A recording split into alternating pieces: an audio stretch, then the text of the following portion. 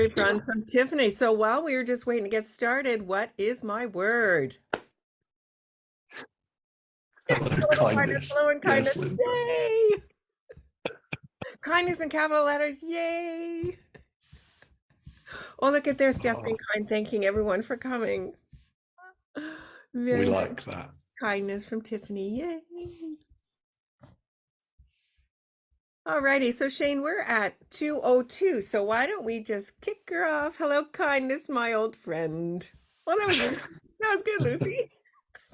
That's funny. Okay, so we are here, as you know, to talk with Jeff Elkins all about how to create character voices. But before we get to that, for anyone that's new to the community or new to these events, we help fiction authors write stories readers love through community, software, courses, and story editing services. So that's a bit about what we do at Fictionary.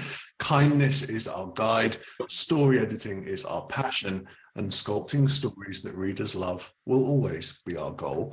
Those of you who've been around for a while know this, but those that haven't, this is what we stand for, really clear. And we all hope you resonate with that. So before I hand over to Jeff, a little intro. Jeff is the dialogue doctor over at dialoguedoctor.com. He has a podcast on the subject, which I've appeared on a few times. Very fun. He edits scenes live on the podcast, which is always interesting. And he offers coaching services as well. He's also a novelist. And yeah, that's pretty much Jeff. So I will hand over. I'll just stop my share. And if you could all pop on mute as well. And I will hand over to Jeff. Thanks, Shane. Hey, everybody. Thanks so much for having me today. I am super excited to be here. I'm going to share a screen because nobody really wants to look at me talk the whole time. So yeah, thank you for having me. And I gotta say, I am going to do, if y'all have heard me talk before, I know I do this a lot. So if y'all have heard me talk before, I'm going to try to do some stuff today that I've never done publicly before. So I appreciate you giving me the opportunity to play around with this. I've done it in my community, but this allows me to kind of like give you a little bit, if you've listened to me before, it'll give you a little bit more. So for those who don't know me, I am, like Shane said, I've published 12 novels now. This is actually a little behind, and over 100 short stories. During the day, I lead a writing team for an innovative training company that simulates difficult conversations. So I spend all day obsessing over how to do dialogue and what dialogue is. And I work with authors as the dialogue doctor to help them improve their dialogue. I have a podcast, and there's a free weekly newsletter, and I teach courses all the time, and I do book coaching. So that's me. In a quick summary, I live in Baltimore, Maryland, in the US. If anybody else is on the East Coast, yeah, welcome. So as I talk, if you have any questions, if there's anything you want to know, just pop them in the chat, because I'm going to try to leave some time at the end of this talk today to go through all of those. I'm going to cover a lot of material. So I want to make sure if I say something you don't understand, or if there's something that I don't explain clearly enough, please just pop it in the chat and we'll try to grab it at the end of the session. All right, so let's go. The question we're going to process today is what makes a great character. We all want great characters, right? Like we want our books not just to be the books that somebody buys and reads and moves on to the next book, but the book that somebody buys and reads and then has that moment where they're like, I'm going to keep this and I'm going to put it on my shelf, and it's going to have that like prized place in my house where I can continue to come back to it over and over again. Part of what makes books treasured items like that is that they have these great and fantastic characters that we really want to engage with over and over again. So today we're going to talk about what makes those characters great. For me, there's three things that make characters great. The first is that they have that special something that readers connect with. So there's this thing when a reader can see themselves in a character, when a reader can like relate to the character, when the reader feels like they know the characters, that they have this kind of deep personal connection to the character. It's that special something. We're going to talk today about what that special something is, and I'm going to give you some practical tools into how you can start just designing that for your own characters. The second thing that makes great characters is that those characters take us on a journey of change that's both satisfying and surprising. So we love the story when it has resolution that makes us feel like, oh, this is really like gone somewhere great. We also love the story when it has resolution that brings us a little surprise, like takes us on a journey we didn't necessarily expect to go on. So we're going to talk today about like technically how I'm going to give you some tools so that you can start constructing that kind of journey in your story. The third thing we're going to talk about is what makes a great character is they make the reader feel something. So great characters move us emotionally. I would argue that the reason that we show up to story at all is to take an emotional journey, right? Like that's what we're doing when we come to a story. We want to go on this emotional journey with these characters. So I'm going to give you some tools to help enhance the emotional journey you're writing. So those are our 3 goals today. Talking about how to give our characters that special something that really makes them pop for readers, talking about taking our characters on a journey of change that's both satisfying and surprising to a reader, and then building characters that bring the reader on this emotional experience. So the tools we're going to talk about in the next 60 minutes or so is building engaging character voices, what that looks like, developing strategic character growth, and using modulation to communicate change. Okay, everybody in for that journey? Just nod at me. Give me a thumbs up. Okay, fantastic. So let's go. First thing we want to do, that's something special. That's something special that we read that connects us with the character. So what that is, every time what that is it's when the character voice aligns with the character's personality and the character's background. Voice is one of those tricky things. I ask writers all the time, like, can you tell me about your character voice? And the answers are wide and varied. Sometimes writers will be like, oh, the character is an orphan, or oh, the character was rejected by culture in this way, oh, the character is like outside of, you know, this thing. Oh yeah, thank you, Van. There are likely going to be spelling errors in here. I apologize. Oh, the character is you know, from this culture that is like outside of other cultures, so they feel like an outsider. Those things are all great, but that's not your character voice. That's your character background. Right. Or sometimes I'll ask like, what's your character voice? And people will be like, oh, my character's shy, or oh, my character's commanding, or oh, my character's super bubbly. That's also great and good to know, but that's not your character voice. That's your character personality. Right. So what I want to do first is define what the voice is, and then talk about why it's important that it aligns with your background and personality, and then give you that strategic tool to build that voice straight out. So what is your character voice? To describe this, I use this image of a daisy. We call this the dialogue daisy. And it starts with your character's background. So your character's background are all those things I mentioned. They're your character's genetics, they're your character's backstory, they're your character's place in the world, they're your character's relationship to culture, they're your character's the things that have caused your character's wound or flaw, right? Like all of that stuff that you typically put in your character Bible. That's your character's background. So that's the roots and the foundation of who your character is. If you think about how you meet people in the world, because when we write, what we want to be doing is taking what's happening in our reader's brain naturally, all of that fantastic wiring that's been put into our reader's brain. We want to take all of that and we want to utilize it to have them feel alive and present in our story. Right. So if you think about how when you connect to new people in the world, when you meet somebody new, you don't immediately connect to their background. Now, their background is a part of who they are, right? How they operate in the world is a part of who they are, but you don't look at them and say, you're an orphan, right? Like that's something you learn over time as you get to know them, but that's not that special something that like gets you to connect with somebody in a special way.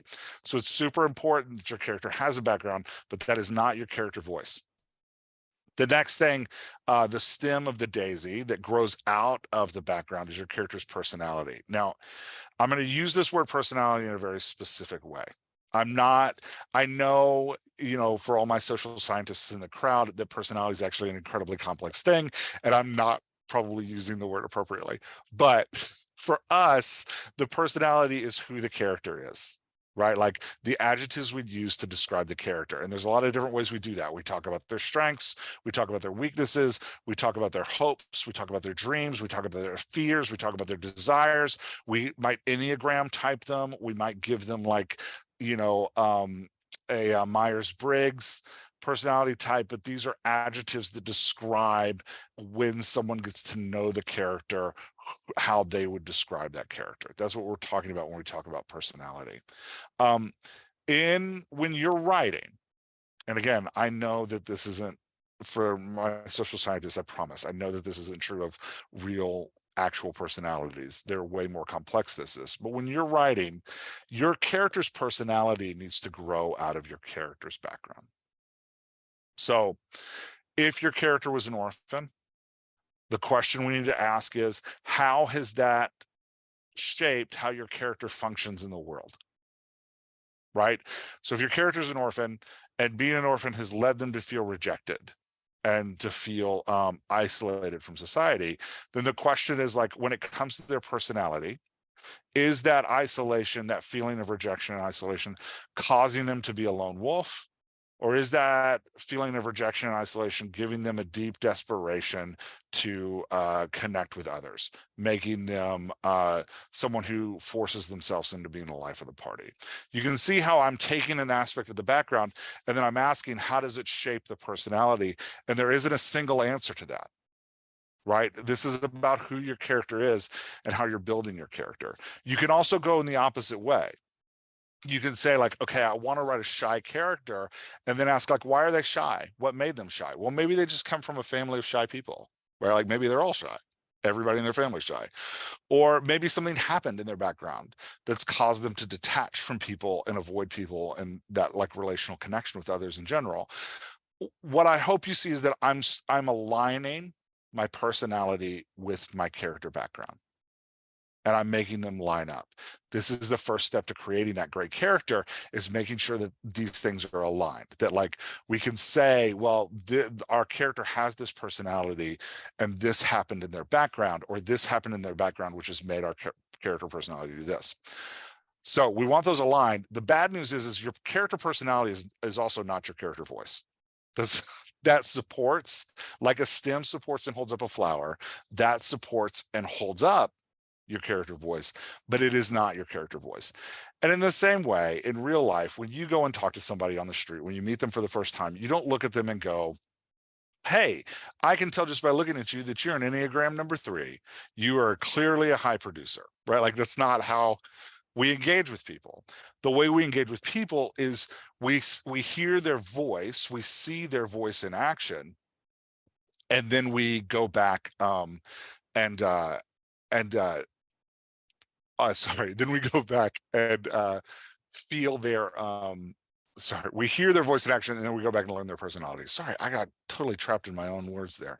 So we hear their voice, we see their voice, and we go back. So let's talk about what the actual character voice is. The character voice is that blossom of the flower. So when you're walking through a garden, this is the part you actually engage with, right? When you're walking through the garden, you don't go and examine every stem. You don't grab the flower by the base, pull it up and look at the roots, right? Like that's not, it's not how admiring flowers work. In the same way, when you're reading a book, you just want to engage with the character. You want to feel the character in that space. You want to be present in the moment that the character is present in, and you want to interact with the other characters through the eyes of your POV character. So the way that we look at characters and engage with characters is the same way that we look at things and engage with things in the real world. And again, we're taking are like natural built-in mechanics, and we're moving those into we're utilizing those as the writer to build this bridge, this connection between us and the reader, where we can empower their imagination to live out our scenes. So we want, quick summary, because I know I hit a ton there of theory, and I just want to quickly summarize. We've got our character background, right? The things that our characters have experienced, the ways that they've lived, and the ways that culture has shaped them before the story starts. We then have our character personality. The personality is the expression of the character, the way that the character would be described in the world. It needs to connect to their background. What happens in the background needs to shape who the character is. We need to have these things aligned. Out of the personality blossoms the character voice. And the character voice is the character personality on display. Just like the bud of the flower is the display of the flower, the voice is on display.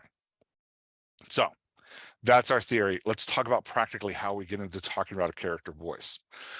Because now we've talked about how they align. So we can talk about like, okay, I get how to build a character background, right? Like I'm sure we all know that. That's something we as writers do really, really well.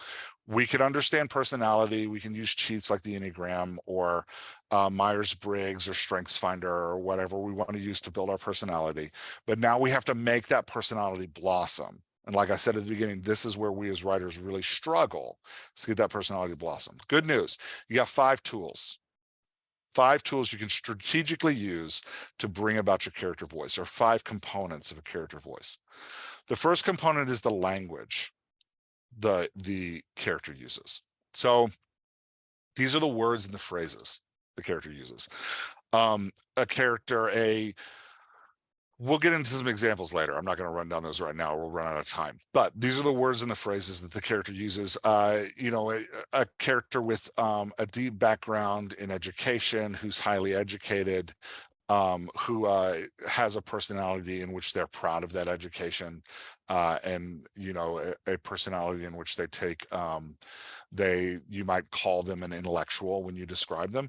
They're going to use intellectual sounding words. Their words are going to be bigger. Their words might need to be explained to other people, whereas someone who's a character who's more of a scrapper, grew up on the streets, didn't quite get the education that the intellectual got,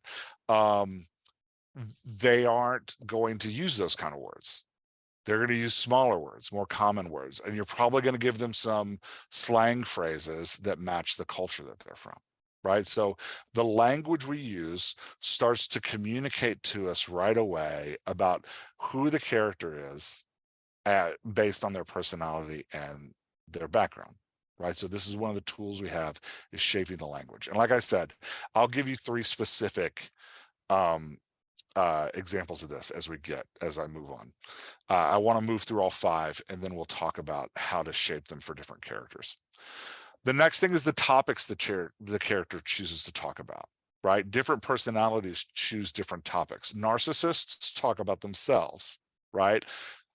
Shy characters will tend to push the conversation away from themselves because they don't want to focus on them. So they'll talk about other people, right? Like, so what we choose to talk about, what we choose to engage in is part of our character voice and tells the reader about who the character is, right? So I don't need to say Billy is a narcissist in my text. I can just have Billy always talking about himself, and the reader will know Billy's a narcissist. This is what we mean when we say the words show, don't tell. Right? When we say show, don't tell, what we're talking about is, hey, build a character voice that shows me who that character is, rather than you just telling me who that character is. The third one is body language, how the character takes up space in the world. I want to spend an extra beat on this one because often we connect body language to emotion, which is true. Body language is an expression of emotion. But before we connect body language to emotion, we have to connect it to personality. Because going back to our shy character, a shy character is never going to wave their hands like I'm doing right now, because waving your hands like this draws attention to you. And shy characters don't want attention drawn to them, so their hands are going in their pockets and their eyes are probably going down through your whole book, right? So we want, now that shy character, their eyes are going down. In a moment of vulnerability, they may look up. In a moment of anxiety, bite their lip.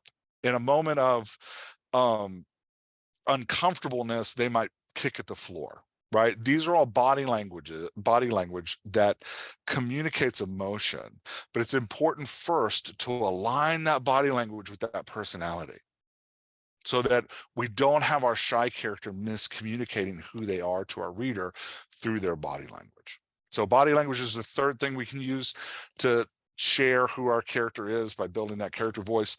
The fourth thing is cadence. Now, when your character interacts in dialogue is the exchange of expectations and emotions between characters. So it doesn't always have to be verbal. There's nonverbal dialogue, but it's when characters are going back and forth. What's beautiful about the dialogue is it pulls your reader into the moment of the scene, right? So as that dialogue is happening, as that exchange between characters is happening, when your character offers an exchange, I call that an utterance. Right. So the shape of your character's utterance, again, doesn't always have to be verbal, sometimes can be nonverbal, but the shape of your character's utterance is part of what you can start to play with in order to communicate your character voice. So going back to our shy character, a shy character is only going to use a couple words, maybe a short sentence and a period, right? Shy characters aren't going to speak in a paragraph because they're shy. They don't want to talk. So they're not going to speak in a paragraph. But a confident character may have no problem sharing paragraphs at a time, right? So the amount of words and the punctuation we use, a curious character should have a lot of question marks, right? Like the punctuation we use, the amount of words helps shape our character voice and tells the reader who our character is, right? Aligns with the character's personality and background to express to the reader who the character is. The fifth thing we want to think about is pacing. In a conversation of more than two people, right? In a conversation of two people, you get a lot of back and forth. But when you have what I call a big cast conversation, which is 3 or more people in the conversation, characters now start to get to choose how they participate in that conversation. And how they participate in that conversation needs to be based on their personality. Going back to our shy character, a shy character is not going to just, speak every exchange. A shy character is going to hold back and only talk when they actually have to. Whereas a character who's the life of the party is going to speak in every exchange. They love talking in every exchange. That's why they're there. They love the party. So they're going to talk through every single aspect that they can, right? Like, so we've got this pacing, this idea of how often they participate in each segment of conversation that allows us to communicate to the reader character voice. So we're communicating to the reader who our character is through our personality, and we're communicating to the reader through the character voice, and that character voice needs to align with the personality and the roots of our character, with their character background. You can see that, like, if we can start to align these things, we give our characters that special something that really makes them pop. Because what we're doing when we do that is we're expressing to the reader very clearly who our character is and how they can engage them. And it takes what the reader has already in their brain that they use every day in the world when they're constantly unconsciously evaluating and judging everybody they talk to, right?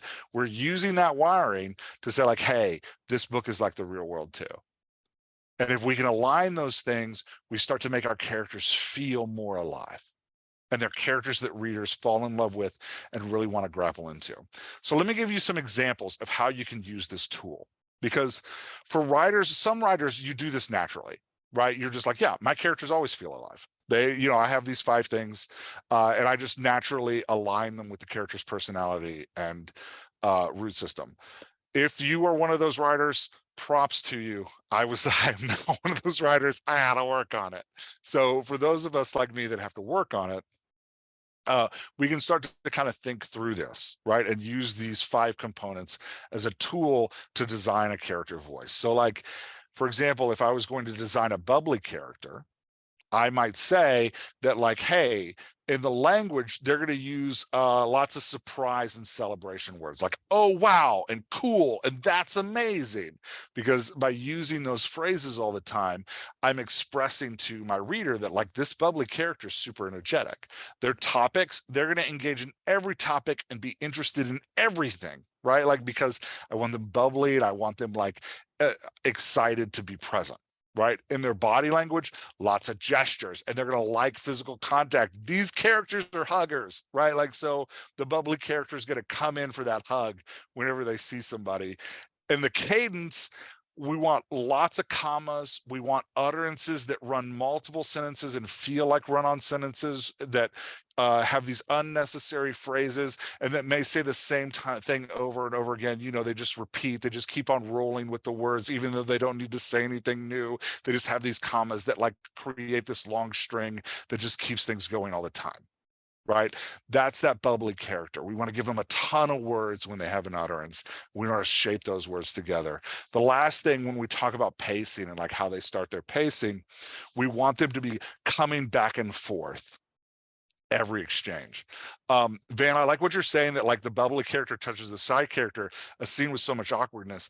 We're not going to talk about this today, but you'll find that as you master character voice, part of what you could do to really enhance your story is start pairing unlikely characters together, and it creates this really, really fantastic texture in your story, where you have this wonderful palette of all these different colors. If each character voices a color, you have this great palette of all these different colors that you can start painting with. So yeah, you're right on spot there. We're like, yes, we're going to, once we start nailing how we can tell the reader show the reader who our character is without telling them, we can start to like burst things out. So let's do a couple more so you can kind of see how they start to change, right? Like, let's say we have a commanding character. You want your Captain America character, right? Like the character that always takes charge and is confident. For the language, we're going to use words like look and listen, and their word choice is going to be very efficient, right? Like no superfluous words, right? Only the words they need to use. Look and listen, I love for commanding characters because it draws attention to them and takes the conversation and pulls it right in here, right? Like if I say, hey, look, this is what we're going to do. Right? I pulled your attention here and I started telling you what's going to happen. Notice also that I'm pointing as the commanding character. Commanding characters don't mind gesturing. If you're an Avengers fan, Captain America is the classic commanding character, and he's always pointing or motioning to things. It's part of his character voice.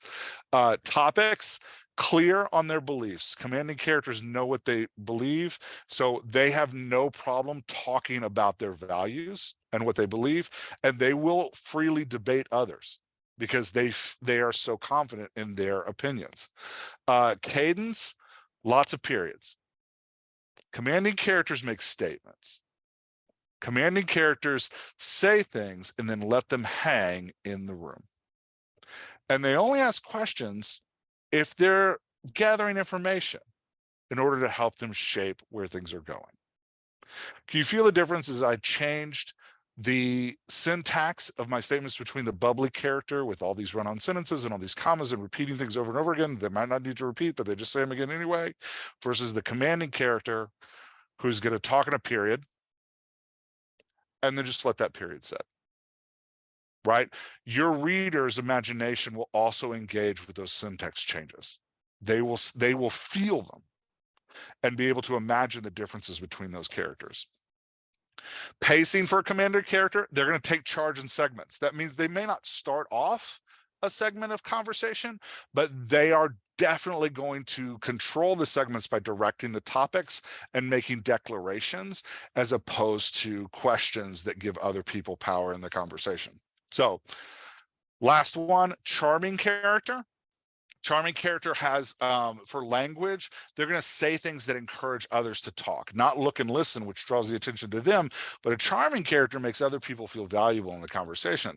So they're going to say things like, that's really interesting. They're saying, like, tell me more about that. they're going to mirror the conversation patterns of their conversation partner. So if they're talking to a super intellectual, they're going to also try to sound intellectual. If they're talking to somebody who is more of a scrapper, who hasn't had that formal education, they're going to adopt their language too, because charming characters always want to make us feel comfortable. For their topics, they're going to share opinions and they're going to show interest in others. Right. So they ask people what they want to talk about. When somebody says something, they use reflective statements like, oh man, that must have really been hard. Or they encouraging that other character to elaborate, right? Like charming characters are interested in what other characters have to say. Body language, lots of eye contact, good smiles. I don't have a good smile. I can't actually pull that one off, but you know what I'm saying. And then they touch people, right? Like they reach out and touch them. Since we're going with the Avengers theme earlier, the charming Avenger is Iron Man. Super charming, good smile, lots of winks. When he talks to people, especially when he's having a serious conversation, he reaches out and he touches them on the shoulder, right? Like that's the charming character. Cadence for the charming character, they're going to alternate quick questions with longer sentences. Charming characters know that like they need to let somebody else share their opinion and share their voice before they jump in with their own. So you're going to have this alternating cadence with a charming character where they're interested, they're getting somebody else to elaborate, they're asking questions, and then finally they'll share their opinion when it comes all around. Pacing for the charging character, they often start conversations, they're going to start segments, and then they're highly engaged in segments, but they're also looking to pull others in. So if somebody's quiet in your conversation, the charming character is the one that's going to look over and be like, hey, Sally, what do you think about that? Right? That's a charming character move. So I show you these to show you like, hey, you can start using these 5 elements to craft voices. I really recommend this for authors who have what I affectionately call monomouth, which means all of the characters sound like them, right? If you're writing characters and you've been told like all these characters sound like you, start using this chart. Take your character, break it down. Like, how do I want this voice to sound? What's this character's personality? What does somebody with that personality sound like? And you start breaking them out into these 5 components. I use this. Some people use this before they start writing. If you're a big plotter and you do a lot of planning before you start writing, maybe make this chart before you write. Some people like me, I need to write first. I got to get like 2,000, 4,000 words out on a character. And then I'll take a step back and I'll be like, okay, what do I want this character to sound like? What am I doing with this character? And then I'll document it so that I can use it as a tool moving forward or as an editing tool after I've written a draft. Right? Like, so what's great is building one of these for all of your main characters and then lining them up on a page to make sure that your characters sound distinct from one another. So you get this diverse voice of casts of a cast. Again, it allows you to paint with more stuff. So create great characters by aligning their voice, their personality, and their background, and then 5 components for a character voice. Great tool to use to ensure that your characters sound different and that you're aligning those things. Let's move on to number 2. Number 2, a journey of change that's satisfying and surprising is character growth driven by personality. So when we're talking about a journey of change that's satisfying and surprising, I'm going to ask you for a minute to think a little bit differently about your story. I know, because I am as well. I actually was just reading this yesterday. I have the book on genres right here. John Truby's Anatomy of Genre. I also am obsessed with genre and genre conventions and beats. I get it. There's a different way to think about story that focuses on character growth and development. And if we want to create a journey that's both satisfying, it's an amazing book. I highly recommend it. If we want to create a journey that's both satisfying and surprising, we need to take our reader on an emotional journey. I would actually argue that genre conventions are just emotional journeys that have been defined for a reader. So when a reader comes to a genre, what they're actually saying is, I want this specific emotional journey. And that emotional journey, I want this specific emotional journey. And I know that these beats of this kind of story gives me that emotional journey, right? Yeah, so let's talk about number 2 slide is right here.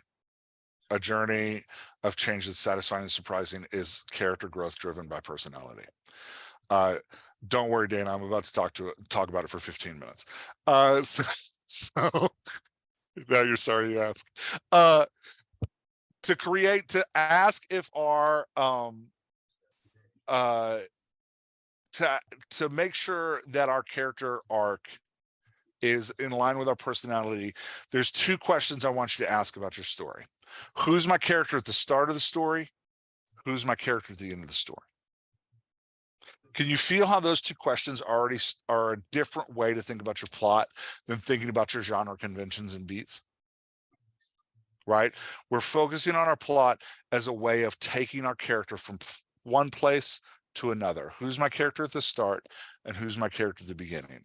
And so, you know, if your character is shy and relenting and you want your character to start to take a leadership role at the end of your story, that is a satisfying and surprising arc. You can use your genre beats to get there, but that's a surprising and satisfying arc, right? If your character is super charming and through the story your character needs to learn humility, so at the beginning of your story, your character is charming and arrogant. At the end of your story, your character is a charming servant of others. That is a journey that's satisfying and surprising in its movement, right? So we're going to start off asking those 2 questions: where our character is, you know, who they are at the beginning, who they are at the end. And then we're going to think of our scenes, each scene being conflict, choice, and consequence. We're going to think of our scenes as movements toward that ending. So what I help writers I do that I coach is I say, who's your character at the beginning? And they'll say, oh, well, she's shy and she's, you know, closed off and she doesn't think very much of herself. And I say, well, who do you want your character to be at the end? And my writers will say, well, I want her to start to take on leadership and I want her to have a better, you know, a stronger opinion of herself. And then I'll say, okay, what scenes do we need that challenge her self-perception and that push her toward leadership? What moments in the story do you need that do that? As we line up those moments, right, we can take her to this place of change. So thinking about your story as this line of moments that take your character to a specific place of change. Yeah, sorry. So I got distracted. Hey, Shane, I think somebody isn't on mute, or I'm at least hearing somebody. Thanks, Christina. So not that I don't want to hear from other people, but I will stop and like talk to people if you talk to me. So if we're gonna get through this, you gotta just let me ramble. So anyway, asking the question of the first in the middle and then lining up those scenes to be in line of like who the character, like what steps does the character need to take to accomplish that end goal of who you want the character to be. When we do this, this is the beats, how we use the beats of our story, right? So now, each scene doesn't need to be a direct line. I have them in this graphic as a direct line because I ran out of room on the page. But ideally, some of these scenes, you're going to challenge your character. The conflict is going to be about your shy character taking leadership, and they're going to choose to fail. They're going to make a bad choice, that they retreat back into themselves. And then the reader is going to see the consequence of that choice in that whatever the mission is that they're on has failed. Right? Sometimes that scene, they're going to make a positive choice. And when you start thinking about your genre beats and the kind of emotional journey that your genre takes a reader on, you can see in the genre beats when characters should fail and when characters should win. Right? The Dark Night of the Soul should be a massive failure of your character, not just failure in your character to complete their mission, or failure in your character to connect with their romantic partner, or failure in your character to accept their quest, right? If you're writing fantasy, but it should also be a failure in your character becoming who they're supposed to become. right? Because we're not just thinking about genre beats as like, oh, I gotta have this this beat because this is what my readers expect. What we want is for that, use that genre beat as a tool to either have our characters succeed or fail in who they are becoming, right? In essence, through your story, and we're going to talk about this more in a minute, but through your story, at the beginning of your story and at the end of your story, you want your character voice to change. You want them to sound like this character at the beginning and then sound like this character at the end. So at the beginning and the end of the story, we have character growth that's aligned with a shifting of a character personality. And it'll super satisfy your reader because they go on this journey of evolution with your character, which is what we love. Right? Especially if you're really focused on each scene, your character making a choice, not just about what they're doing and how they're solving whatever problem you've set up, but also about who they are, right? Allowing your character to choose who they are. So I actually do this on a whiteboard, or a Jamboard is like Google's free whiteboard. I do this on a whiteboard with my coaching clients all the time, right? We will literally draw this out and I'll be like, okay, at the beginning of the story, who's your character? They'll describe their character to me, and then I'll say they'll describe their character's personality to me. And I'll say at the end of the story, who's your character? And they'll describe their character's personality to me at the end of the story. And I'll say, okay, what challenges do they need to face and what choices do they need to make that either chooses to be that or not be that, right? We're holding out for them a goal. You're going to be this person at the end.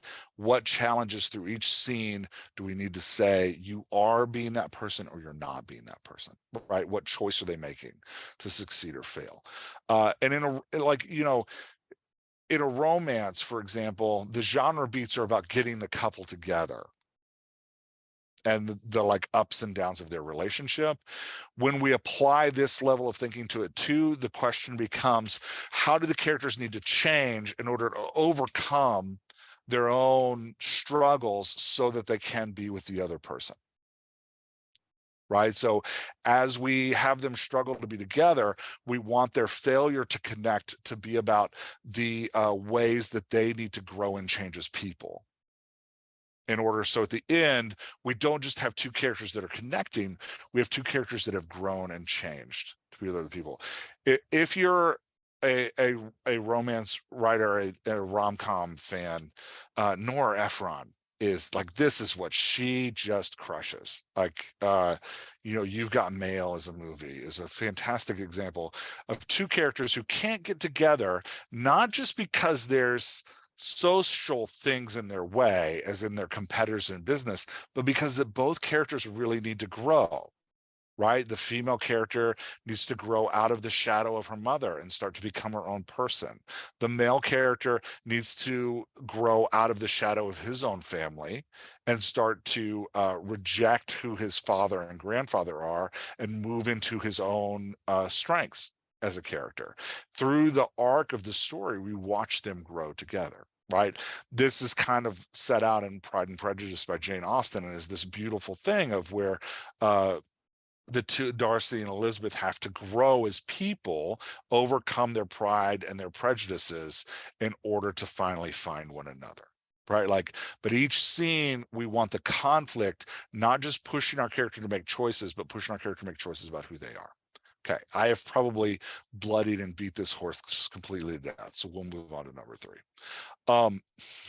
So third thing, so we've talked about aligning your character's voice with their personality and their background in order to create that character that really pops for your reader, that your reader can easily imagine, gives that character that special something.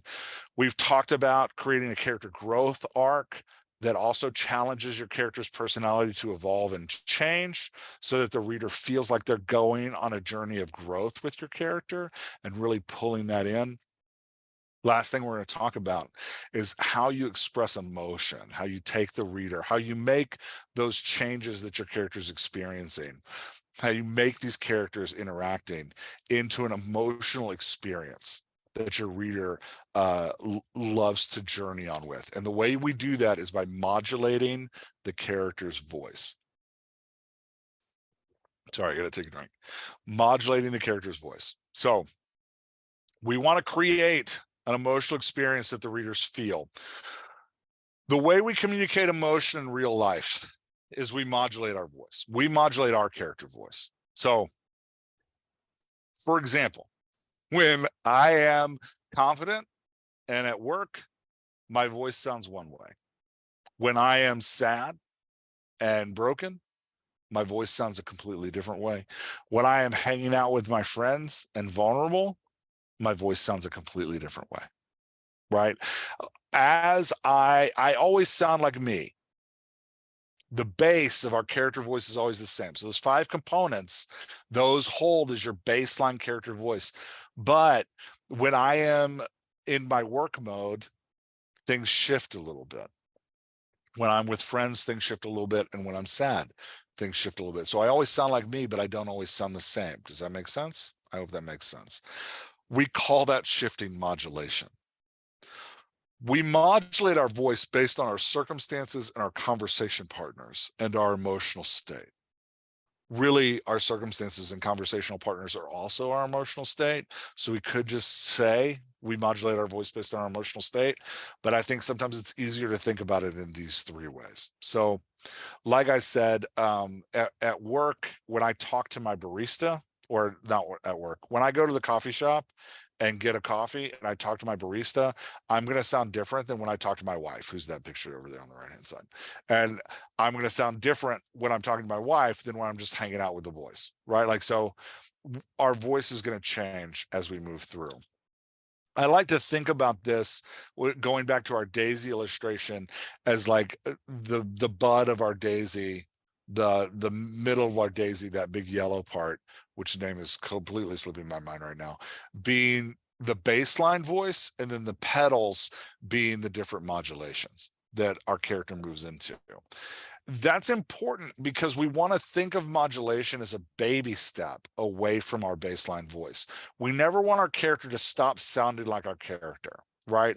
Shy Sally, our shy character, can never stop being shy Sally. So when Shy Sally is sad, it's just a step away from her baseline voice. When she's celebrating, or when she's comfortable, it's just a step away from her baseline voice. When she's hopeful, it's a step away from her baseline voice. When she's anxious, it's a step away from her baseline voice. So what I coach writers in doing is I say, like, hey, when you start to edit and you've got all these scenes of character growth lined up, or maybe before you start, if you're a big plotter, again, maybe before you start to edit, when you start to write, but when you get into, like, I really need to think about how my character sounds, give me the top 4 emotional experiences your character is going to have. Just the top 4. That's all I need. I don't need all of them. I just need 4 of them. And then let's talk about how their voice is going to modulate a little bit in that moment, right? Your commanding character is probably never going to cry. But how does your commanding character sound when they're sad? Right? Your commanding character, when they're comfortable and they have a moment of vulnerability, is going to feel a little bit different, right? Like, yeah. So Andrea's putting out, like, excited and anxious. Like, those are 2 common emotions that our characters will feel. How does your character, knowing who your character is, right? Let's say your character is the bubbly character. How does that bubbly character's voice change when they're anxious? How does that bubbly character's voice change when they're excited? Dana, how does your confident character change when they feel awkward? How does your commanding character change when they feel rage? But you'll notice that for all of those, I'm coming back to, how does your commanding character change when they feel? I'm not saying, how does sad move to rage, right? We want to come back to baseline for that. Now, we can't expand, and the reason is to always keep our character sounding like our character. We can expand on that. So, like, you can go from anxious to panic attack. You can go from uneasy affection to intimate, right? What we don't want to do is go from sad to intimate, right? Like, so as emotions increase, we want to go through the increased wave of those emotions, because that's how we work as people. I know that this is a little 201 level and not like I've kind of moved away from like the basic thing, but when we move from like one emotion to another, the point I want you to take away from here is move in baby steps, move away from your baseline voice, and don't jump emotions. Don't go from vulnerable to devastated. The reader will be like, oh, this character feels weirdly unhinged, right? We're taking the reader on an emotional journey. That's the point of this. Each scene creates a point in this emotional map that we're building, that we're walking the reader through.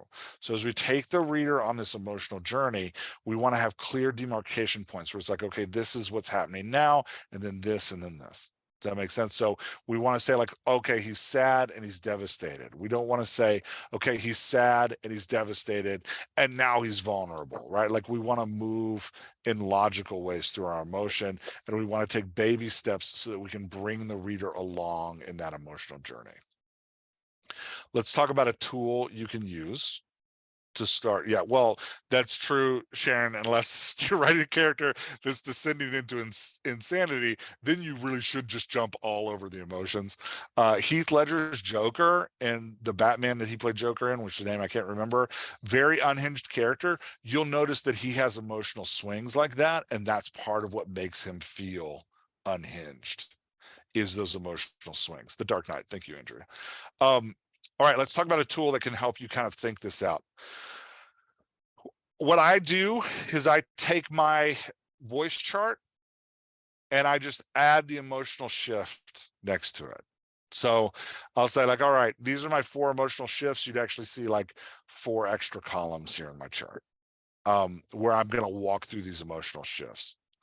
So let's take our bubbly character, right? Notice, and I want to give you some examples because I want to show you how to baby step these across, right? So originally we said our bubbly character is using expressions like, oh, wow, cool, that's amazing. We're going to have those expressions lose their excitement. We're not going to lose those expressions. We're just going to have if we want this bubbly character to become sad, we're going to take the excitement out of those expressions. So instead of, oh, wow, we're going to have them say, oh, right? And you can feel the difference in that, oh, wow, brings that excitement with the exclamation point. Oh, with a period, still sounds like my bubbly character, but you can feel that the emotions have changed. And I don't have to write the sentence, bubbly Betty is now sad. Right? Like I don't have to tell the reader the emotion that's going.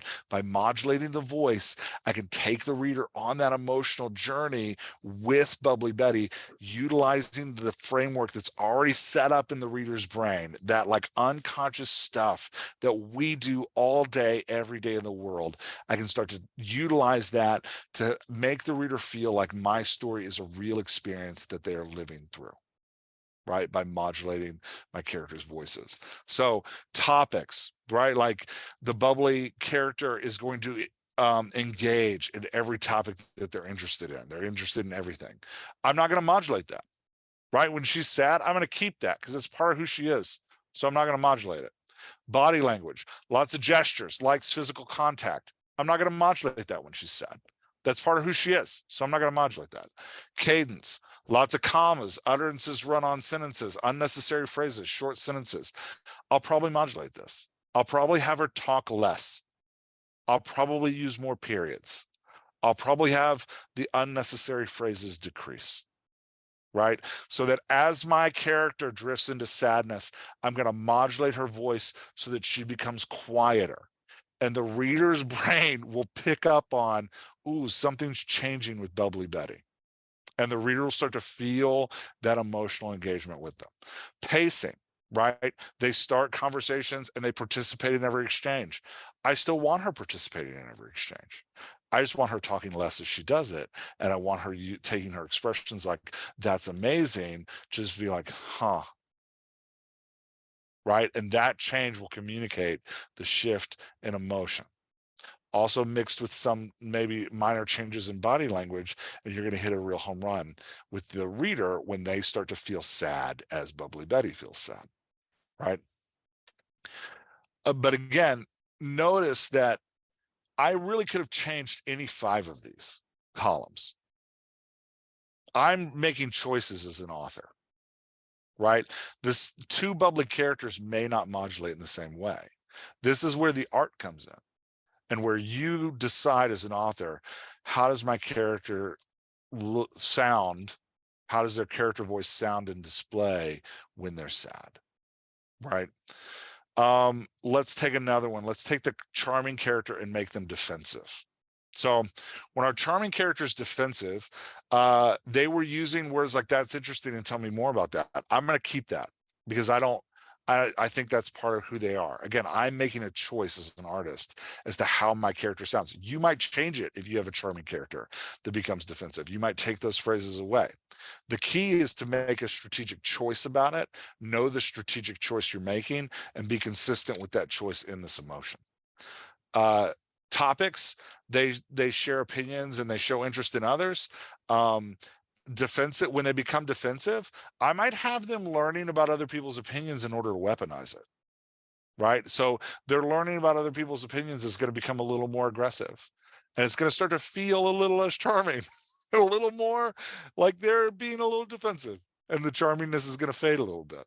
Body language, I'm going to keep it the same. I like the idea that they're smiling and making eye contact, even though they're being very defensive. Cadence, though, I'm going to have them ask less questions, and I'm going to have them talk in longer sentences because I want them to be defensive in stating their opinion. And then I'm going to increase their engagement in pacing in the segment. I'm going to have them dominate exchanges, right?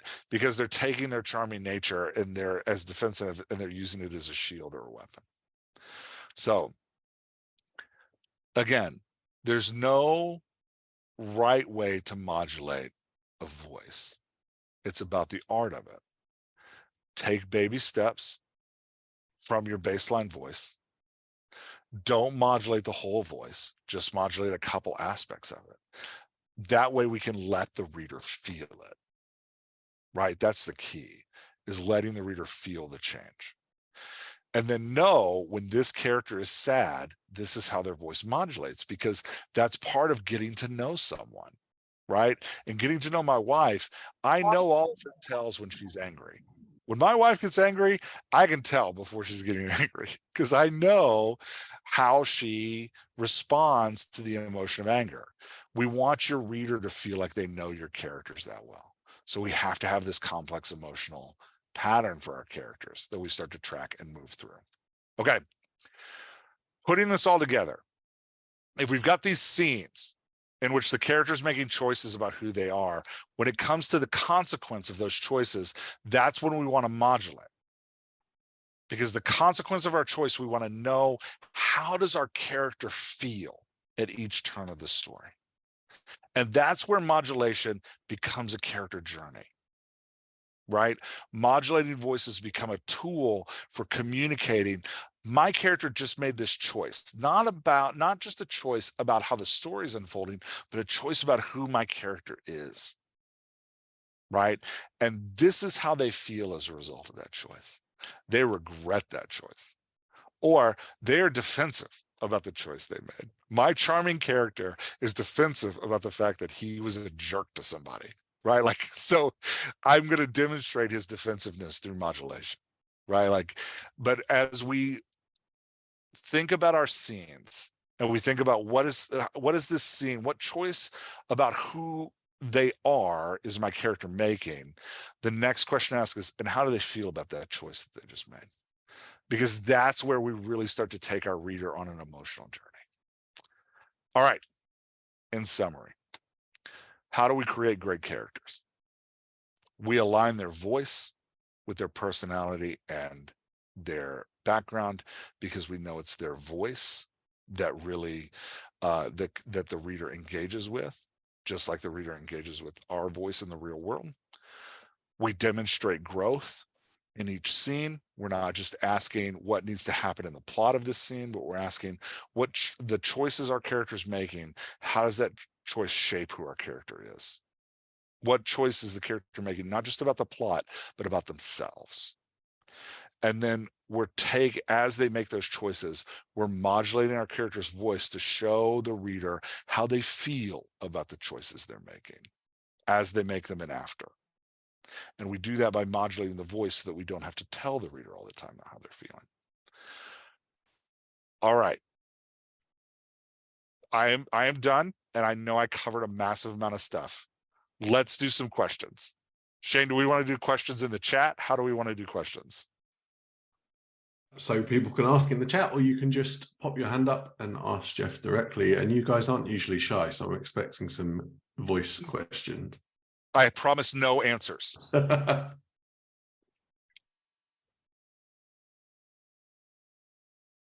Anybody? I totally won. There are no questions. There will be. I won the presentation. They're That's just not how that works, digesting. Jeff. That's not how that works. People take time. Team G has her hand or their hand up. Hey, great presentation. Thanks so much. Very quick question. When you were talking about voice modulation, quick question. Would I be wrong in saying that I think I've seen in a lot of novels that characters can go from being very sad, very down in the dumps to getting angry, because instead of feeling sad at the actions that people have done to themselves and, you know, internalizing the pain, they decide to externalize it and to become angry at the person who did it to them instead. Would that be correct, or would you say no, that isn't really what you'd see, and instead there's a middle phase that you maybe haven't picked up on? No, I think the journey of a character's emotions, like how you line those emotions up and how the character experiences them, is very much in line with who the character is, right? Like, so and it, you know, I use the Enneagram to talk about personalities because it's just 9 numbers, so it's easy to use for me. So, you know, but I mentioned my wife earlier that she gets angry. She's an 8 on the Enneagram, which is like the justice warrior. So she just, her natural reaction to things is anger. So if she's sad, she's going to move to anger. The key is to build that sadness and that anger from the baseline. So they can move from sadness to anger, but the modulation needs to be built off the baseline. You don't want to build your anger modulation off of your sadness modulation. Does that make sense? Because then they stop sounding like themselves and they lose their like core. So we want to build anger and we want to build sadness off of the baseline. But yes, they can absolutely move from sadness to anger. You just know what those modulations sound like before you jump in there. And what does the baseline look like in, you know, when you're writing that paragraph? The baseline is your first impression of the character as the writer.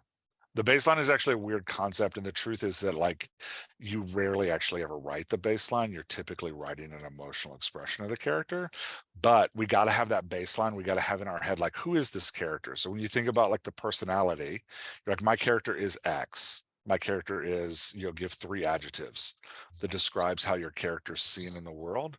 That's where you want to build that baseline voice from.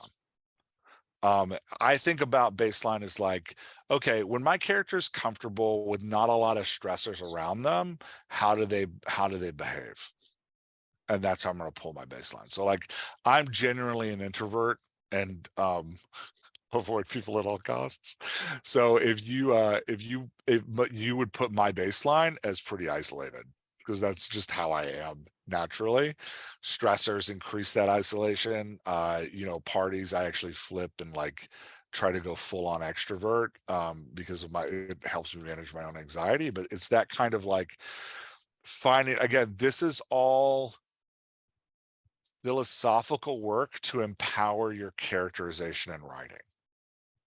So it is an art form in that you're like building a baseline and like, this is my conception of the character.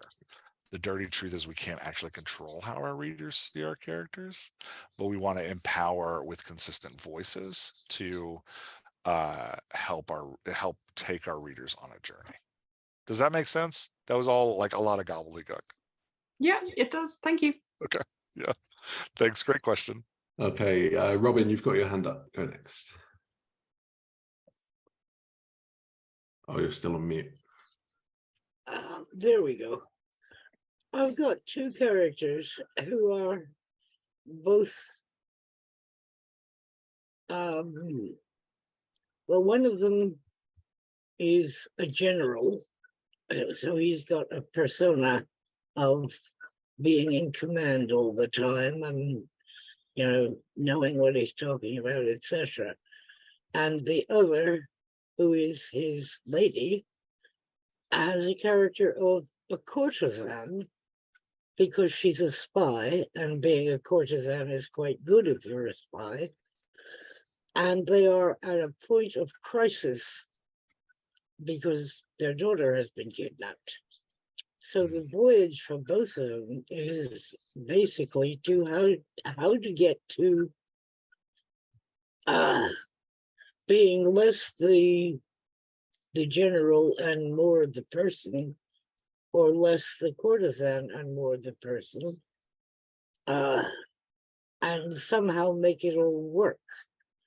And that is proving a bit difficult in both cases, because they have for so long been the general and the courtesan that they're finding it hard to find a way to be just themselves with each other. Yeah, there's the contrast you have there in characters sets a beautiful conflict in your story. So by contrasting their voices, you're building this really natural conflict that I love, because as they try to be naturally themselves, they're going to drift back into their roles all the time. So yeah, I think you've got a beautiful plot set up there. It can be tough to modulate. So you know, the key to that, Robin, for me is modulate them at different times. Have one of them successfully change and the other one fail, and then flip it. Have the second one successfully change and be who they need to be, and have the other one fail. And then your big climax will be when they both successfully change. Right. Yeah. So, It sounds like a beautiful aim plot. at a happy ever after. Yeah, that's right. And if they can both become the best versions of themselves, you have a heroic story where there's a happily ever after. If they can never become the best versions of themselves and they both drift into the worst versions of themselves, you have a tragedy. Right, I don't want a tragedy. So you have to have them both succeed and become the best version of themselves, and you're going to have to make them, like, the key is to communicate to the reader that they're actively making, or they're passively making, a choice as to who they are, and sometimes that choice is wrong, and they need to recognize when that choice is wrong, so the reader also recognizes when that choice is wrong. And then you want them feeling regret when they screw that up. Right? Like, that's how we move to the happily ever after, is we show them getting it wrong. We show them realizing they're getting it wrong, regretting that they're getting it wrong, and then give them the opportunity to give it right. And we can move them together in that way. But when you have two of them, you get to play with when they get it wrong and when they get it right, when they regret, and those moments of revelation, you can build into kind of your genre beats and conventions, which is fun. Thank you. Yeah, great question. Bonnie has a question in the comments about third person versus first person writing. This is one I get all the time, so I just want to address it real quick. When you're writing first person, or if you're writing third person and you're giving your character an inner monologue, think of that inner monologue as a modulation of their voice. So you want that inner monologue to sound like them, but you want that inner monologue to sound potentially, depending on who your character is, potentially different than their external voice. So the internal and external voice might sound different if your character is like hiding parts of themselves, or if your character is guarded, or if your character is anxious about being themselves in the world. You want that internal voice and that external voice to be modulations of each other. If your character is blissfully unaware of their own anxiety and is always who they are all the time, internal and external voice completely aligned. But when you're writing more like literary fiction, a lot of times that coming together, or the character wrestling with the differences between their internal and external voice, is part of the character becoming who they are at the end. So like in a like more something that drifts towards more character growth arc, like more lit fiction type style, you're going to say like, okay, part of this is the character coming to terms with themselves, what coming to terms with themselves means is I have an internal monologue and then I have an external presentation, and I have to line those two things up. So you're making choices. They become two modulations of themselves that are constantly moving into one another, if that makes sense. Sharon, I hope that I hope that helps with the question you asked. I lost it in the chat, but it was in there somewhere. Or Bonnie, I'm sorry, it was Bonnie. Bonnie, I hope that helps.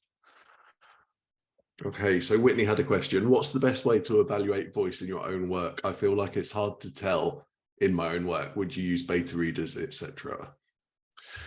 I think everybody has to come up with their own strengths and style. What I do is I write. I'll write like several scenes. I try, like I said earlier, I try to get like 4,000 or 6,000 words out around a character in which that character's in conversation, right? Like writing like world building isn't really helpful. So like to determine character voice, like you write 6,000 words about like the world building and you still don't know anything about the character. So put the character in a conversation, have the character talking, and then I back up at that point at like 6,000 words and I pause and ask myself like, okay, who is this? And then I read them and I'm like, how well did I pull that off? And that's when I'll pull in the chart and be like, all right, now I'm going to fill in this chart to document what I want and to like, oh, I don't really like that this is happening. A lot of times I'll write 4,000 words and I'll try to pull into who the chart. And that's the moment that I realize that like, I don't actually know who this character is. Like, I don't know yet. And so then I have to go write another 4,000 words. And then I'll pull out my whole plot chart and I'll be like, who do I want them to be at the start of the story and the end of the story? Because sometimes you can use that tool to reverse and engineer character voice. If you're like, oh, well, this is the story I want to tell. So this is the character I need them to be right now, right? Like, so you've got all of these tools and the key is like using the tools in a way that best suits you and how they best work for you. Yeah, we all kind of have to find our own way. I personally don't give a story because beta, like I find readers, they're beautiful and I love them and please, please, please give me more.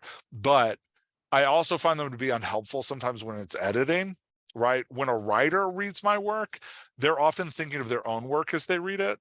So a lot of times the feedback I get is also couched with like what's happening in their own work, and that can like cloud it. They give me solutions that aren't really helpful and can send me spinning. A lot of times when I give it to a reader, they'll give me work like, I didn't really feel it. I'm like, well, what does that mean? Like, what do you mean you didn't feel it? Like, give me specifics. How do I fix it? They don't know. They're just a reader. They're on an emotional journey. And they're like, this part of the journey didn't work for me. So if you can find beta readers who can like really get in tune with what you're trying to do and give you great feedback in that, hold on to them forever and give them everything you write. But I usually am very cautious just giving my work to readers and asking how they feel about it.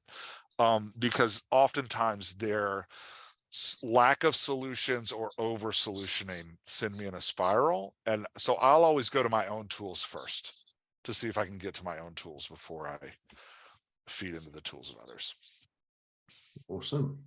And then Andrea's asked, how might an orphan who is bubbly and yearns to be seen realize that they're in love with their counterpart or their other counterpart? How am I that's a great question. Sorry, I got to process that for a second. How am I an orphan who's bubbly and yearns to be seen? So somebody, recognize that they're in love with their counterpart. So there's kind of two different ways that like characters have that kind of self-revelation. And the question is like, what's the problem? Is the problem that they're bubbly and they need to calm down? Or is the problem that they're desperate for attention and it's okay that they're bubbly, like that's just who they are, but they need to be okay with the fact that people don't pay them attention, right? Like, so it's that the question is like, who are they at the beginning and who do you want them to be at the end? What aspect of them are you moving towards? So like, you know, if we're moving towards like the bubbliness is actually a front and that's not who they are internally, and in the end we need to move them more to being more secure in themselves and not so like artificially bubbly, then you want a love interest that challenges them to accept themselves as who they are. So this isn't something we got into today in this talk, but in my community, we talk about having engines and anchors. Engines are characters who take your primary character and encourage them to be the best versions of themselves. Anchors are characters that take your primary character and encourage them to be the worst version of yourself.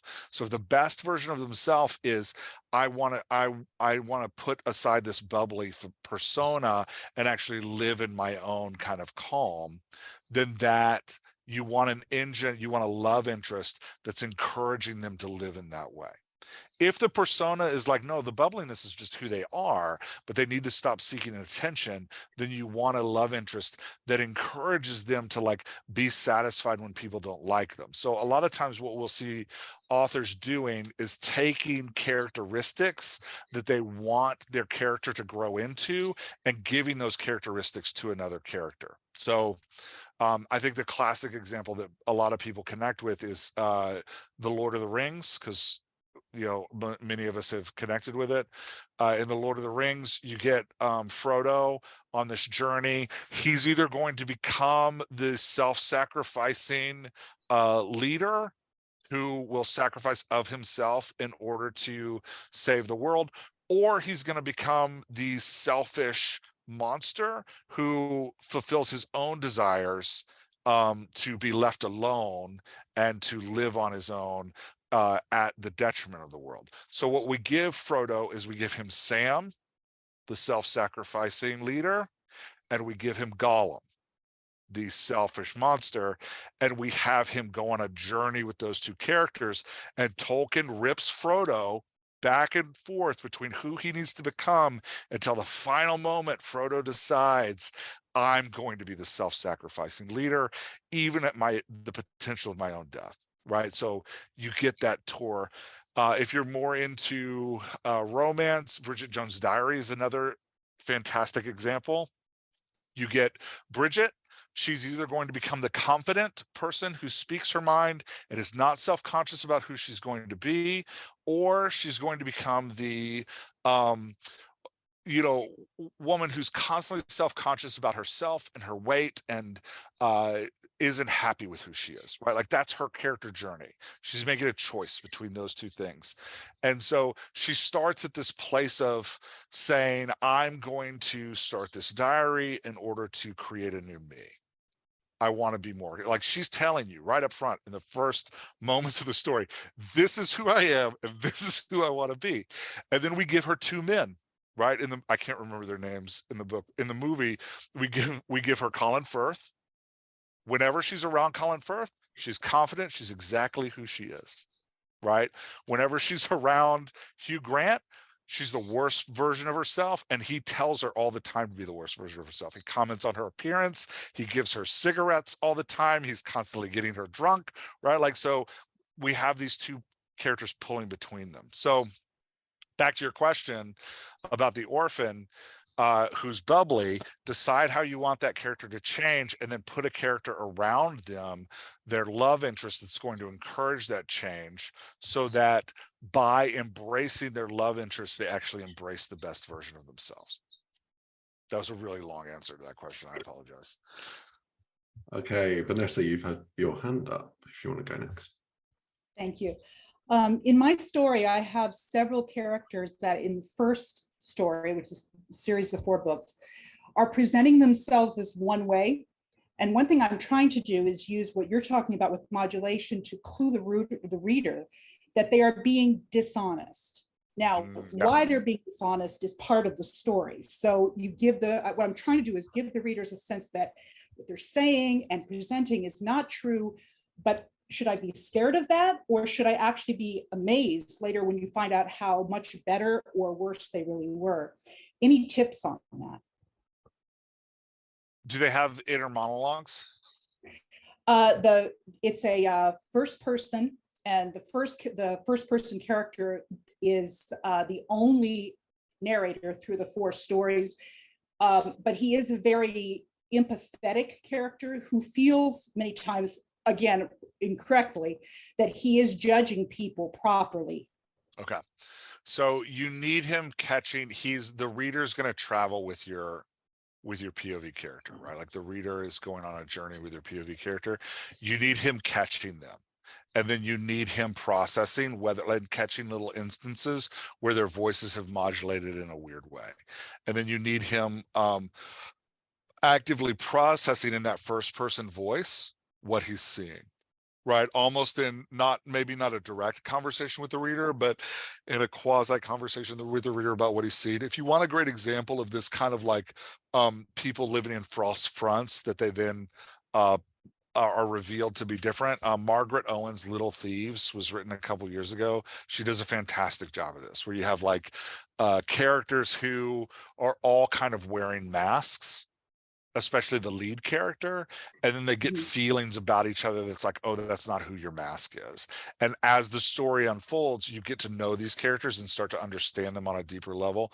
A lot of times with that, if we talk about like aligning that character voice, a lot of times what that mask is hiding is a backstory that they don't want to share. The book is that, of these backstories being revealed. Yeah. So what's happening in that character, if you want to think about like aligning the voice with the character, is their personality, like how they're choosing to present themselves to the world, is actually in contrast to their backstory, intentionally so. And as you uncover their backstory, you start to uncover like, oh, this presentation of the world is actually a false face. And they have this other face that drifts, that slips out every once in a while. When we as writers pull it off, it's just a fantastic journey. Especially if the reason for the hiding is noble. It's really great. Okay. And that's kind of my thing, is a lot of times when I see this in craft books, it's an assumption that it's a dishonest thing. And the point of this in the end of the story is that all of these characters are actually good, but their reasons for putting on this false front were sometimes noble to save people in things. And so I appreciate that feedback. Yeah, check out Owen's Little Thieves. One, she's fantastic with dialogue, but two, all of her masks are noble masks. So they're good. It's a good, great question. Okay, and then Aaron had a question way back that I didn't want to miss. How do you show modulation without telling? So like I talked about, you want to move little aspects of their voice. The easiest one to move is body language, because it's very visual. So if you want kind of a primer in it, like start changing their body language when they're feeling something different. But the real emotional pop comes from when you change kind of how their voice sounds when they feel different. That's kind of the like gold, beautiful gold. If you want to read a writer who just does this so well, Toni Morrison, man, she will rip your heart out. And you will know exactly when Sethi in Beloved is feeling terrified. And she never says the word terrified. But by the way she's manipulating Sethi's voice, the presentation of Sethi through her character voice is just this masterful move of like, I know when she's scared, and for Sethi, she's usually a fairly calm character, so she speaks in like one or two sentences at a time, and they end with periods, and they're not super complex, but they're like when she's terrified or when she's angry, her sentences get much shorter. She uses one at a time, and they become way more demanding. And they focus, the topic changes. Typically, Sethi kind of beats around the topic and doesn't talk specifically about what's happening. But what Toni Morrison does is when Sethi's angry or when Sethi's scared, she talks directly to what's happening right there. She becomes accusatory of Paul D. Right? Like it's that changing, manipulating of the voice in order to communicate that emotional change. And that's what makes you feel like you're on a journey with Sethi. Like that's why we buy into her and we just want to read the whole story, even though, and what Morrison does to take this next level is she walks us through this horrible journey that Sethi's life has been through. It's just this horrible, horrible journey, but we feel it all the way because we're so connected to Sethi's voice. But yeah. Awesome. Okay, any more? I have a quick question. Oh yeah, go. Thanks. Let's say you have characters from an upper class background and you have characters from a lower class background. How, as a writer, have you ever considered how you go about not sounding prejudiced in the way that you have the people from the upper class speak and the way you have the people from the lower class speak? Oh man, that's a tough question. Yeah, it's a tough topic. I It's a mean, tough topic. yeah, It's yeah. because social class clashing typically leads to a theme of prejudice, right? Like it's one of those tools we use to generate conversations about prejudice. So if you want to write social class clashing without prejudice, you're kind of fighting against a literary norm, which makes it harder. So readers have expectations, right? Like I used all these big words to say readers have expectations, and those expectations are based on the stories they've encountered in the past. When you enter into a social class discussion, the expectation is that, oh, this is going to be about prejudice, because that's how we as a literary world have used that tool so often. It doesn't mean it's impossible. It just means that you got to know you're pushing against the reader's expectation of what they're going to get out of this book. So I would say if you're going to push against an expectation like that, my advice would be to accentuate the fact that it's not about that. Have the two classes genuinely empathetic and compassionate toward one another, right? Like, and you'll have to spend time in conversation world building doing that. Okay, or else lean into it and make it very clear that it is actually about prejudice. Yeah, the great thing about expectations that readers have is that we can use them to manipulate what's going on. So rather you can shorthand prejudice by like seeing like, hey, like it's almost like winking to the reader and being like, hey, you and I know what this is. Like we know what this is. So I can kind of shorthand it and we can get right into the story of it, right? Like that's kind of what clashing social classes. It's one of those tools we use for that. Thank you. Yeah, I hope that was helpful.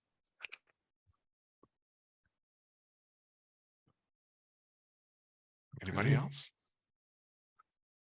I actually have a question about sort of side characters, and is there a shortcut rather than digging in and drilling 4,000 words into a conversation between two characters that are side characters that aren't even gonna, because I have a lot of big cast scenes and the side characters need to talk and some of them are starting to sound like each other, and that's a problem to me. Yeah, so my advice on side characters in my community, we call them hazards, because you want to make them big, you want to make their voices huge, and you want to make them swerve.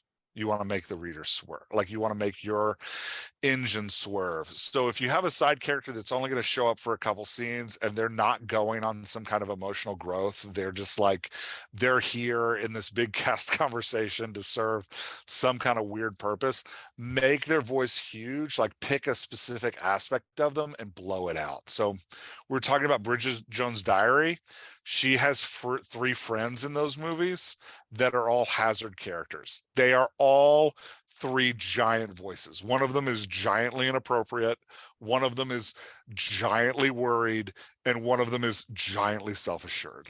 And so when Bridget comes around them in conversation with them, she is forced to swerve around them.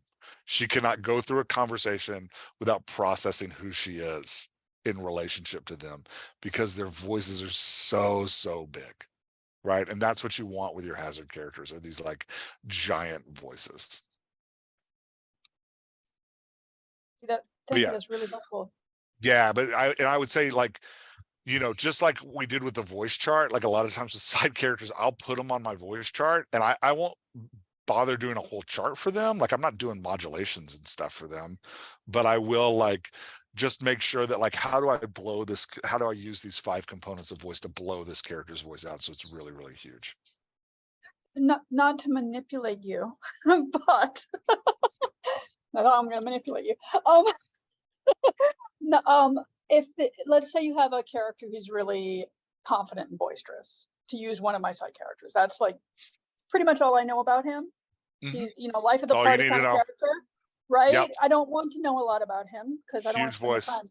what can you give a concrete example of what you might do? Yeah, so with a like super confident and boisterous character, I'm going to give them like big body language, so that they take up a lot of space, right? Like, so they're going to put their arms on the back of chairs, they're going to spread their legs real wide, they're going to when they're standing, they're going to touch other people a lot, right? Like they're gonna hold, like touch their shoulders, they're going to put their arms around them. That kind of shows the confidence and that, like, hey, I'm taking up space and invading your world a little bit for their, and I'm going to give them a lot of laughter, which shows the like boisterous end, for their pacing and like how they participate in exchanges. They're going to participate in exchanges a lot. The problem with this character is they're not going to listen very much, right? Like, so it's kind of the negative side of that confidence. So you want them, like, if you're in a big cast conversation where you've got like 4 characters talking, you want this character jumping in every exchange, right? Like, you just want them going after it. For their cadence, their like utterances, I want to give them like 2 or 3 utterances at a time, like just make them really big, so when they talk you notice them. Yeah, and then when it comes to their the words they use, the words are probably less important. Topics, you want to drive them in, like, they want to be very engrossed in what the topic is or things that they're interested in, not like a narcissist who pulls the conversation to themselves all the time, but to their interests they're going to be really big at. Does that help? Wonderful, thank you so much. Yeah. Okay, and then Hope, I'm coming to you for the last question. I want to know that diction, like in dialogue, when a character speaks in slang or another language, or they come from a certain era country or a certain part of the United States, Midwest, Western, or what, how does that play into dialogue? That goes into like the words they use. It's actually a perfect way to align a character with their background, because wherever their background is, they're going to speak from the slang of that area. The key of having a specific accent, or like whether it's a real life accent or an act, well, I'm going to caveat that. I'm going to come back to that for 1 second, real life accent, but having an accent that's either a real life one or one that you've like made up. Like, I think about oh, what was that sci-fi series? They made a big Amazon series on it. It's got these characters called the Belters who all speak in this very weird kind of lingo. The Expanse. The Expanse. Thank you. Yeah, such a great book series. But the key to making that accent work is that you're consistent with it across the culture. So like, you have to know what it is, and you have to be super consistent with it. Like Tolkien did this in Lord of the Rings. We were talking about that earlier. He like designed full languages for his different characters, and he's super consistent with them, right? Like, but that's the key, is that the minute you stop being consistent with it, your reader picks up on it. So the key to accents and dialects is to knowing, you as the writer, knowing what they are, how they're portrayed on the page, and being consistent with them on the page. My caveat: if you are writing a real life accent that you do not know, that you do not speak or use, have somebody check that for you. Get sensitivity readers to read that. Because you never want to mock it. And best of intentions. Yeah, so, for example, I wrote a detective. I wrote through 3 of my novels have a detective who is a 30-something African-American woman. Before I moved forward with her voice, I wrote about 8,000 words, and then I went and got over 20 friends of mine who are all African-American women, and I was like, read this for me and tell me if I'm on page, right? Like, because I want to be true to who this voice is. I don't want to, and it slowed me way down, right? It took me months, but all of them came back, over 20 of them, they all came back to me and said, you got it wrong. And they helped me correct it, right? Like, so it's that being They even send me like YouTube videos and stuff. They're like, watch this YouTube video and make her sound like this. So it's that like, but do the work, right? Like if you're going to write a dialect or an accent, do the work to honor what that accent is, not so that you don't mock it. Yeah. Awesome. Okay, so that is the final question. I want to give a big thanks to Jeff for coming in and speaking to us, because that was amazing. And I know you all got a ton out of that. Ardif even requested that we have you back, which we might talk about offline. I do want to mention before we go that if you haven't seen it already, we have just re-announced Fictionary Quick Start, so you can get the first scene of your novel edited by a Fictionary certified story coach editor for as little as $49, depending on your word count. And in that edit, we will look at your the story structure of your first scene, or rather the scene structure of your first scene, and you will get feedback on that first scene. And 100% of that money goes back to the certified story coach editor, because we're really keen on helping editors start their career and helping you tell the best stories too. So that is out there right now. If you are interested in that, you can DM me directly in the community and I will hook you up. I have had someone message me today, and I'm sorry I haven't got back to you yet, but I will do. And yeah, so that is there now. Yeah, and we're just really happy that you came in, Jeff. That was amazing as always. Yeah, thanks for having me. This was so much fun. I really appreciate it. Jeff, that was fantastic. And as always, thanks to everybody who's here asking such great questions. It makes me so proud of this community to see what a wonderful speaker you were, Jeff, to come and talk to us, and how much everybody here got out of it and are really using these sessions to learn. And it just brings me joy. So thank you, Jeff. You did a fantastic job. Thanks so much.